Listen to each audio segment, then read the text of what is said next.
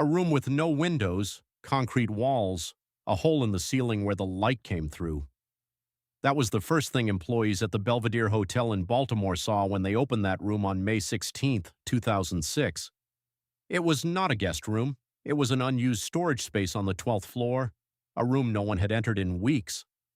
The hole in the ceiling was roughly 4 feet across. It came from above, from the rooftop. And on the floor, among chunks of plaster and fragments of plastic, was the body of a man.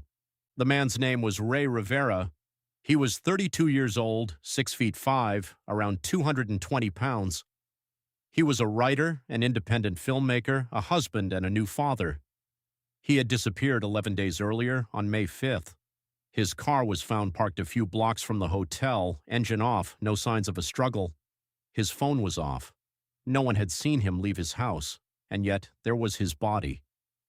When his body was found, the first question was obvious. If someone falls from a rooftop, they land on the street, not inside a sealed room in a building. That was the question no investigation was ever able to answer conclusively, and that question is at the center of this story. Rey Rivera grew up in Los Angeles. He studied film, spent years working on independent projects, and in the mid-2000s moved to Baltimore with his wife Allison, who had taken a job at Agora Financial, one of the largest publishers of financial newsletters in the world, headquartered in that city. Agora's founder was Bill Bonner, a businessman Rivera had known for years. According to the family, the two shared a close friendship and a mentorship dynamic. Rivera did not formally work for the company, but he collaborated informally on certain projects. He was connected to the Agora world without being part of its internal structure.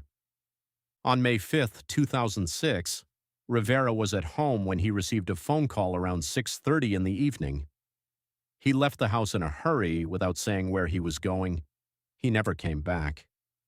His car was found parked a short distance from the Belvedere Hotel, a 14-story historic building constructed in 1903 with a rooftop accessible from inside. There was no camera footage showing Rivera anywhere on the premises. There were no witnesses. In the days that followed, Allison organized volunteer searches, posted notices, and went to the police. The investigation moved slowly. Without a body, without a crime scene, without clear leads, there was very little to go on. 11 days later, a hotel employee noticed an unusual smell coming from a sealed room on the 12th floor. When they opened the door, they found Rey Rivera's body. The ceiling was damaged. Something had come through it from above. Investigators reconstructed the trajectory. The body had fallen from outside, most likely from the roof, and had broken through the membrane ceiling before hitting the floor of that room. What was harder to explain was the geometry of the impact. The horizontal distance between the edge of the rooftop and the point of impact was significant. For the body to have reached that specific location, it would have needed to travel outward with horizontal force. A passive fall, or even a forward fall from the edge, would not have produced that trajectory. That opened two possibilities: that Rivera had run and jumped with enough momentum, or that someone had thrown him. Neither was ruled out. Neither was confirmed. The scene had not preserved useful physical evidence, and the time that had passed made it impossible to recover certain types of trace material. The medical examiner classified the cause of death as multiple traumatic injuries consistent with a high-velocity fall from height. The manner of death was classified as undetermined, which in forensic terms means it could not be established with certainty whether the death was a suicide, a homicide, or an accident. On the rooftop of the Belvedere, investigators found his glasses. That was all. Near the body, there was a broken cell phone, and a fragment of paper with cryptic writing had been found taped to the wall of the couple's bedroom, discovered by Allison during the days of the search. It was a list of names, quotes, references to films, numbers, phrases with no apparent connection. Some interpreted it as a note left before a suicide. Allison Rivera rejected that theory from the beginning. She said her husband had no reason to do something like that he was excited about the life they were building together, that the imminent birth of their first child filled him with energy.